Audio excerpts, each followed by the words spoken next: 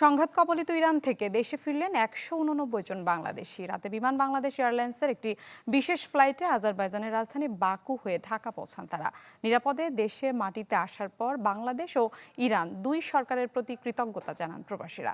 সরকার চেষ্টা করছে ইরান থেকে দেশে ফিরতে আগ্রহীদেরও পর্যায়ক্রমে ফেরানোর। আমরা আশা ছেড়ে দিছি যে দেশে আসতে পারবো না। ট্রেনে ছিলাম, দেখাই যে আমরা এখানে রাত্রে ঘুমাইছি, এখানে বোম মারতেছে। আল্লাহ বাসায় আনছে, বোমের জ্বালায় ঘুমোয় নাই। যুক্তরাষ্ট্র ইসরায়েলের যৌথ হামলা শুরুর পর থেকে কেমন কাটছিল দিন, ইরান থেকে দেশে ফিরে সেই কথাই বলছিলেন এই বাংলাদেশিরা। একটা লোক না আসা পর্যন্ত 186 জনের লিস্ট ছিল, না আসা পর্যন্ত মানে বাস ছাড়ে নাই, কেউ কখনো মুভ করতে পারে নাই। আপনারা কখনো ইলিগেল ভাবে কখনো প্রবাসে যাবেন না বা কোনো ইলিগেল দেশে আপনারা ট্রাভেল করবেন না।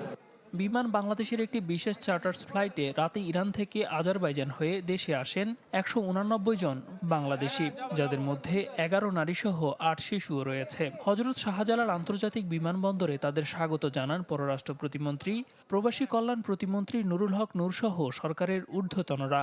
এই প্রবাসীদের ১৪০ জনের নগদ নিয়ে এলো হার না মানা হার অফার।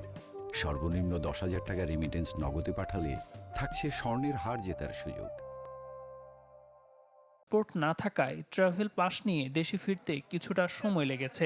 আটকে পড়া বাকি বাংলাদেশিদের পর্যায়ক্রমে দেশে আনা হবে বলে জানান পররাষ্ট্র প্রতিমন্ত্রী। ইরানের থেকে যারা আসতে চাচ্ছে, কারণ অনেকে কিন্তু অনেক জায়গায় কর্মরত আছে, অনেকে ওখানে পড়াশোনা করছে, ওখানে যুদ্ধের কি অবস্থা, ওখানে পরিবেশ কি অবস্থা সেইটা বিচার করে তারা যদি আসতে চায় তাদেরকে আমরা যত ধাপ লাগে তত ধাপেই যতগুলো চার্টার প্লেন লাগে আমরা তাদেরকে নিয়ে আসবো। এই ফেরানোর প্রক্রিয়ায় ইরান সরকারের আন্তরিকতার জন্য ধন্যবাদ জানান পররাষ্ট্র উপদেষ্টা। আর প্রবাসী কল্যাণ প্রতিমন্ত্রী নুরুল হক নূর বলেন, দায়বদ্ধতা থেকে নাগরিকদের দেশে ফেরাতে কাজ করছে সরকার।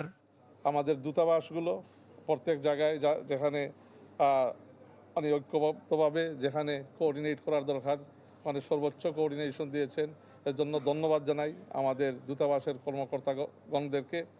তারপরে আবারও ধন্যবাদ জানাই আপনার ইরানের সরকারকে। পুরো প্রক্রিয়া সম্পন্ন করতে প্রায় 4টি দেশের এবং বাংলাদেশ 5টি দূতাবাস কানেক্টেড থেকে সহযোগিতা করেছে, যেটা পুরোটা লিড দিয়েছেন পররাষ্ট্র মন্ত্রণালয়। এর আগে গত 19 মার্চ কাতারে আটকে পড়া 430 বাংলাদেশি দেশে ফেরেন, আর দুবাইয়ে আটকে পড়া 378 জন দেশে ফেরেন 5 মার্চ। দেলোয়ার দোলন, চ্যানেল 24, ঢাকা।